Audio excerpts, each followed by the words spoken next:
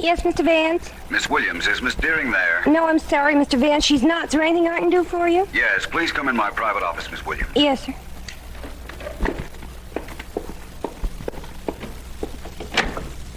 Yes, Mr. Vance? I want you to take some notes on the White Willow murder case, Miss Williams. Make a copy for me and send a copy to Mr. Markham, please. I always send a copy to the district attorney, Mr. Vance. Good. Oh, before I begin, there'll be a Miss Sarah Payton in to see me in a few minutes. Yes. She telephoned for an appointment. When she arrives, ask her to come right in, will you please? She's out in the outer office now, Mr. Vance. She said her appointment wasn't till noon, so she preferred to wait, she said. Well, ask her to come in now, will you please, Miss Williams? The notes can wait. Certainly, Mr. Vance, in a second. Miss Payton, would you come in, please? Oh, thank you very much. How do you do, Mr. Vance? I'm Sarah Payton. Oh, hello, Miss Payton. Please sit down. All right, Miss Williams, please. Yes, Miss Vance. Now, Miss Payton, what can I do for you? For one thing, Mr. Vance, you can look at me. Oh? Did you ever see a more ordinary-looking woman in your life? I beg your pardon? Well, I'm sensible about it, Mr. Vance. I should be. After all, I'm not a child. I'm 34 now. I don't see how. How that affects you or how it can be important? Well, it is. Believe me, it is. I've got to tell you some facts first. Please listen. Of course. Well, when I was a child, I was just a child. I wasn't as pretty as little girls generally are. I was just a child, very plain child. I went to dancing school, but the boys had to be either bribed or threatened to dance with me. Go on, please. Well, it was the same in school. I went to proms, sure, and dances, and I tried to be friendly, but the other girls were always more attractive.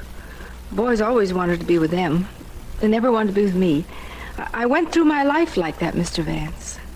Being just one of the people everybody sees every day that nobody pays any attention to. Are you sure you wanted to see me, Miss Payton? I'm a private investigator. I know, Mr. Vance, and I'm quite sure I want to see you. About a year and a half ago, I inherited quite a bit of money, and now I believe I'm going to be murdered. Murdered, eh? You're rather calm about that, Miss Payton. If I am, it's because it doesn't matter greatly to me, Mr. Vance. You see, during the past year, I've had all the happiness anyone could possibly ask for. What happens to me now, it isn't terribly important. Well, that sounds like you've come to me to see that I do not prevent your murder. Well, that's partly correct. I want to pay you, Mr. Vance, not to investigate my murder, if I'm killed. I see. In other words, you don't want your murderer caught by me if he succeeds in eluding the police. That's it exactly. He's clever, but you're clever too, Mr. Vance, and I don't want him caught. Miss Payton, this is the strangest proposition ever made to me. I'm sorry, I have to turn it down. I was afraid you would, but there's no harm in trying. Who is it you think will murder you? Oh, no, Mr. Vance. After all, you wouldn't help me. Why should I help you?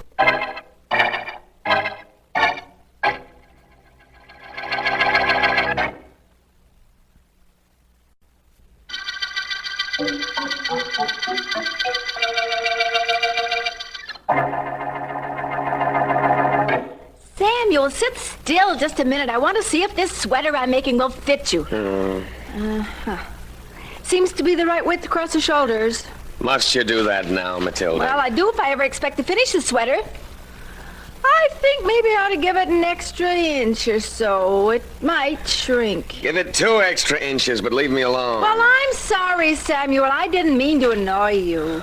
Oh, it isn't you. It's that sister of mine, Sarah. What am I going to do about her? Nothing. Why should you do anything about her? She's living her life the way she wants it.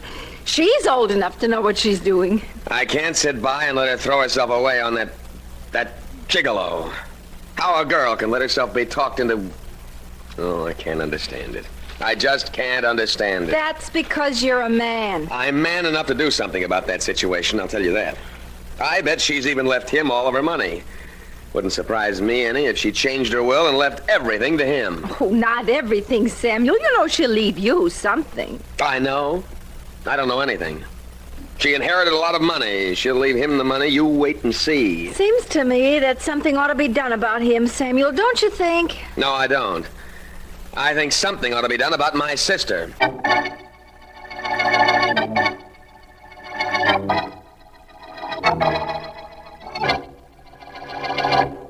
Oh, say it again, Joe. Just once more. I love you, Sarah, darling. You're the sun, the stars, you're everything.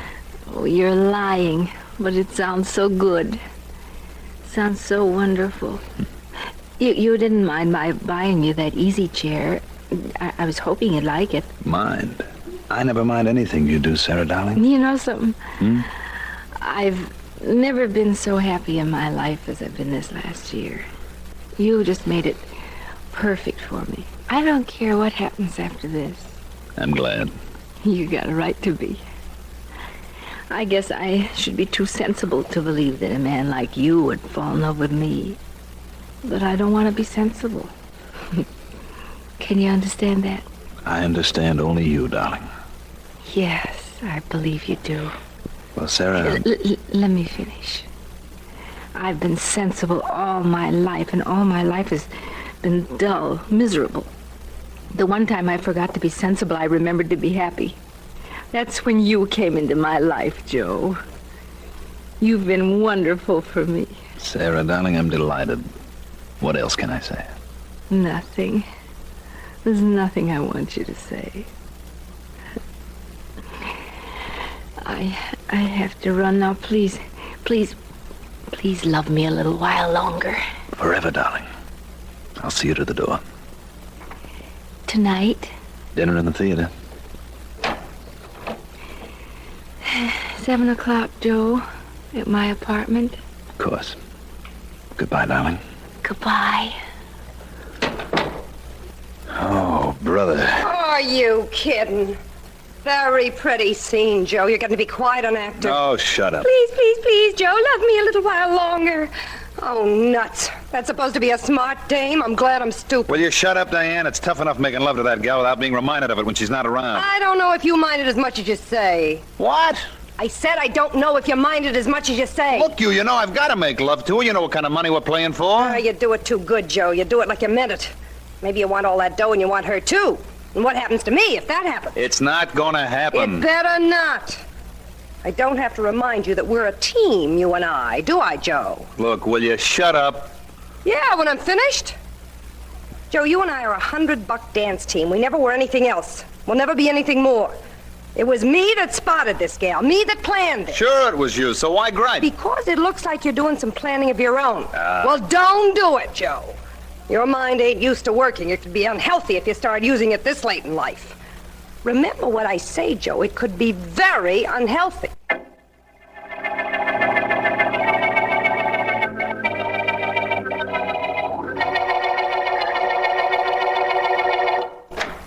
Vance? Oh, Vance. In here, Markham. My private office. Come on in. I'm on the way. How are you, Vance? Very well, thank you, Markham. And very surprised at your visit. Don't give me that, Vance. Nothing surprises you ever. Won't you sit down, my complimentary friend? Your complimentary friend happens to be a very busy district attorney at the moment. There's been a murder, Vance. A woman named Sarah Peyton. Sarah Peyton, eh? Well, that was to be expected.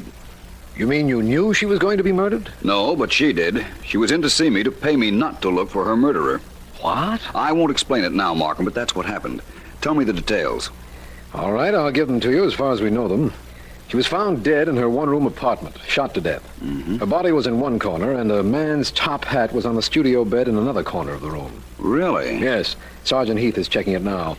Heath's done quite a bit of investigating and found out some very important information. Such as the fact that there was a gigolo mixed up with Miss Peyton? Well, yes, but Vance... How did I know? She practically told me, Markham. No mystery about it, believe me. Tell me what else Heath found out. Well, this gigolo, his name is Joe, is a professional dancer, part of the team of Joseph and Deanne.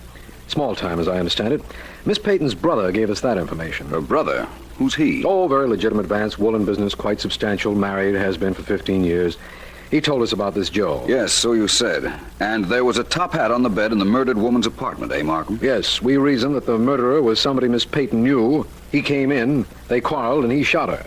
Then, believing the noise of the gun would attract neighbors, he fled, forgetting his high hat. Very possible, of course, Markham. What are you looking for, Vance? My hat, Markham. Just because your murderer forgot his is no reason why I should go out investigating him without mine.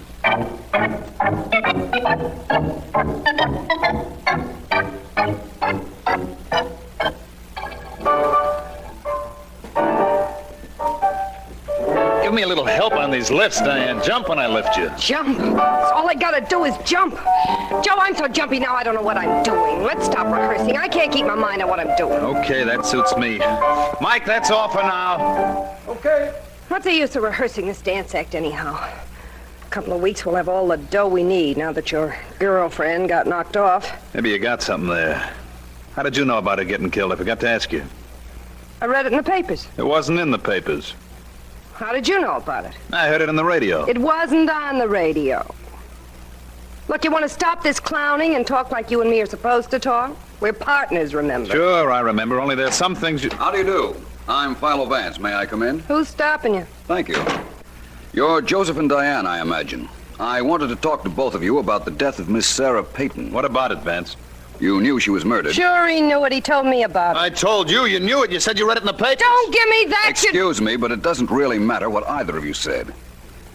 How did you know about Miss Peyton, Joe? I had a date with her last night. When I got to her joint, I found she'd been knocked off, so I scrammed. And you, Miss Diane? I was following Joe. I didn't trust him. I gathered that. If you didn't precede him, I don't imagine the police will be too interested in you. Of course, there's the little matter of proving whether you were there before or after your friend here, but that will be taken care of later. It's okay with me. They, find the will yet? Yes, as a matter of fact, they did. I went to Miss Peyton's apartment with the district attorney, and we found the will together. You inherit quite a lot of money, Joe. No kidding. Isn't that nice? You don't seem very excited about it. I expected it. Anything else you want with us, Vance? We're rehearsing our act. I think you've already done quite a good act where I'm concerned, Joe, Vance, I knew I'd find you here. Oh, hello, Markham. May I present the dance team of Joseph and Diane. The district attorney, Mr. F.X. Markham. Hello. Oh, How do you do? Vance, I'm glad you're right here on the ground floor for the finish of this case. The finish? So soon? We think so. Remember the high hat we found on the bed in the murdered woman's apartment? Yes, of course. Well, Sergeant Heath has succeeded in tracing it. It belongs to Joseph here. What? Joseph, I'm arresting you for murder. What is this? It's a frame. I didn't leave my hat in that dame's apartment. Come now, Joe. We know you were friendly with the woman. We know you inherited from her. We've got quite a case against you, Joe. Have you, Markham? I doubt it. Vance, whose side are you on? Yours, of course, but I'd rather you didn't make any mistakes, Markham. It is quite possible, of course, that you did find Joe's hat in Miss Peyton's apartment. Of course we found it there on the bed. I repeat, it's quite possible that you found it there, but I can tell you quite definitely that he didn't leave it there.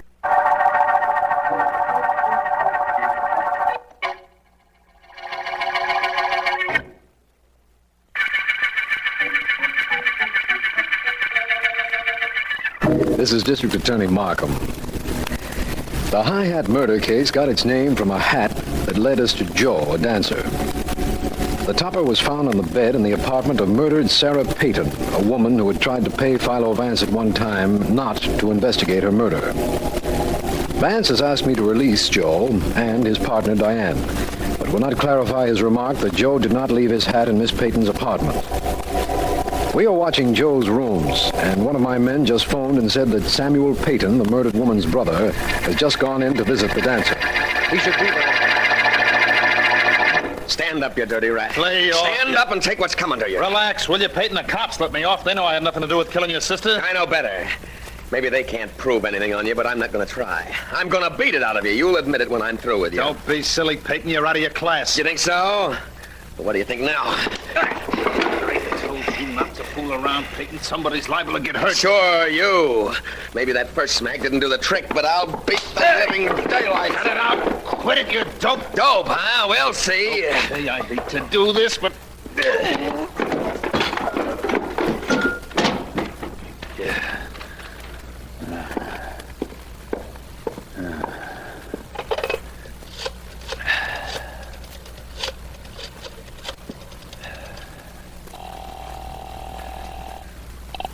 District Attorney Markham speaking. Hello, Markham. This is Joe.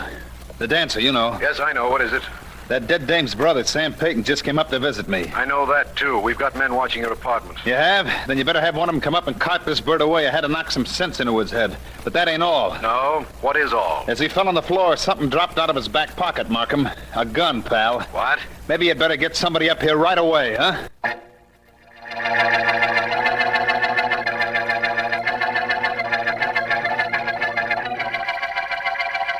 Are you ready, Smith? Yeah? Well, this is it, Vance.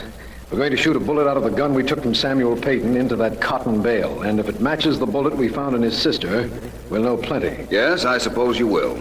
Well, let's get on with this, Markham. Right. Let it go, Smith. Right. Well, that bullet's in the bale of cotton Smith shot at, Vance. Let's get it out. I'll take the gun, Smith. Suits me fine, Markham. I'd like a look at it, too. Of course. The bullet will be embedded in the cotton bale, but it can be removed easily. We use I cotton know, because... Markham, because it won't destroy any markings on the bullet. Someday I'd like to be able to tell you something you don't know, Vance. Markham, there are a lot of things that fall into that category, believe me. I'll get that bullet out with this pocket knife of mine. Ah, there we are. That did it. Ugly thing, isn't it? Could be very beautiful if it matches the bullet that killed Sarah Payton, Vance. I mean, it would solve this case beautifully. I hope you're right, my friend. Where's the microscope, Markham? In the next room, it's all set up with a bullet from Miss Payton already under the microscope. It won't take a second, then, to find out whether we have the murder gun. And the murderer. Yes, I know. Through here, Vance. Right you are. Markham, let me smell that gun that Smith just fired, will you? Of course, here it is. There'll be a strong odor of cordite, you know. There should be. And there is. There's also a suspicion of another odor. Really? Well, metal can have its own peculiar smell, I suppose. I've put this bullet under the microscope, Vance. Want to take a look? I most certainly do. What are you humming about, my friend? The bullet markings match, Markham. The murder bullet was undoubtedly fired from the same gun Joe reports having taken from Mr. Samuel Payton.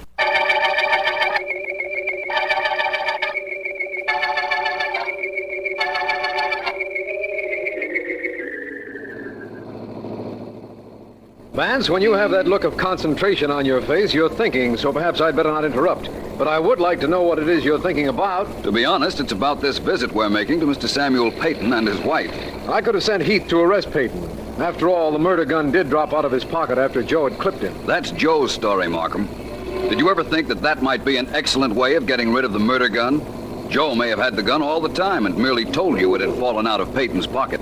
Hey, Vance, that is possible, isn't it? It's very likely, I'd say. Well, we'll find out very shortly. This is the Payton home. Coming, Vance? Definitely.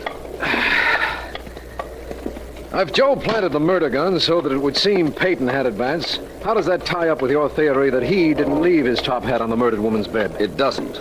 But about the hat and the bed, Mark. Joe's in show business. Show people have a superstition about hats on beds.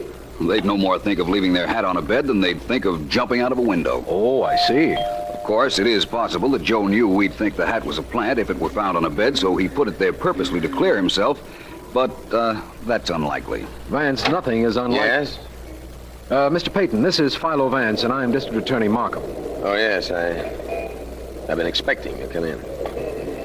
I'm afraid we're going to have to ask you to come with us, Mr. Payton. I've been expecting that, too. You knew we'd check the gun Joe took from you and find that it had fired the bullet that killed your sister? I thought you might. We're pretty thorough, Mr. Payton. However, to be perfectly fair about this, I'd like to know one thing. Yes? Did you bring that gun to Joe's room? Yes, I did. The gun's mine. I'm your man, Mr. Markham. I murdered my sister.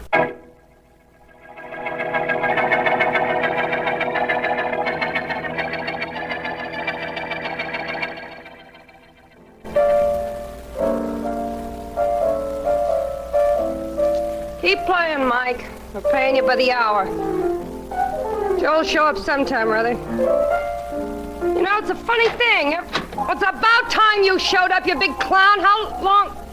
Oh. Mr. Vance. Hello, Diane. Isn't Joe here? No, you want him? Not particularly. There were some things I wanted to ask him, but they weren't terribly important. No, I don't imagine they were. I hear you got a confession from Mr. Peyton. It's good work, Vance. Well, thank you. That is, if Mr. Peyton is the murderer, which I doubt. I think I'll wait for Joe. It's okay with me. Piano bother you? Not at all. Very rhythmic, I'd say. You dance? Not very well. Want me to teach you? Come on, come here. It's easy. Just put your right arm around me. That's good. Now, you just think where you want me to follow, and I'll follow. See? Easy, isn't it? Quite.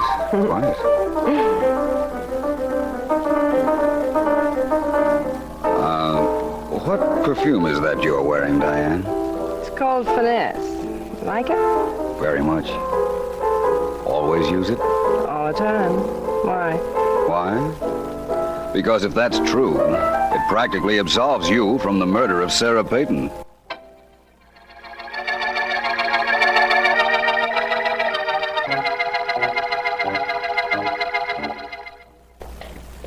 You want to see Mr. Peyton, Vance? Why? He's confessed. Yes, I know. It sort of throws out your theory that Joe planted the gun, doesn't it? That it definitely does, Markham. I still want to talk to him, though. This cell is right down the line. Incidentally, in his confession, he gave the motive. He knew his sister had left him some money in her will, and he wanted it immediately. Simple motive, isn't it, Markham? This whole case is terribly simple. At the moment, I don't know why I bother you with it. Oh, it was no bother. But it isn't solved yet, my friend. Oh, Vance, please, not that. We don't often get a murderer to confess with so little trouble. You got a confession, all right, Markham. But was it from the murderer? This the cell? The next one. Oh, I think Mrs. Peyton is with him now. That bother you any? Not at all. Hello, Peyton. Hello, Vance. Markham. I've got the keys. I'll open the cell door. All right. This is my wife. Mr. Vance, Mr. Markham, Mrs. Peyton. How do you do? How do you do, Mr. Vance, isn't there anything you can do for my husband? He isn't a murderer. I've been trying to tell that to the district attorney, Mrs. Peyton. Oh, you have? Then there's hope for him? I think so. Why should there be hope for me? I killed my sister, I admit it. Oh, dear, no, I'm sorry, Matilda, but there isn't anything. Here, take my handkerchief. I have one of my own in my bag.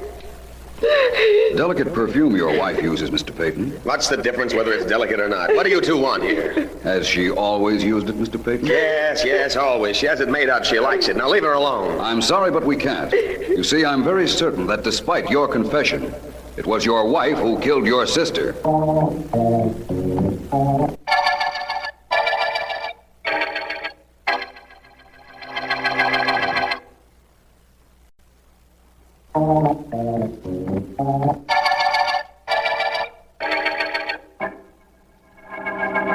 Vance, I've got to know one thing. Only one, Markham? One thing at a time, let's make that.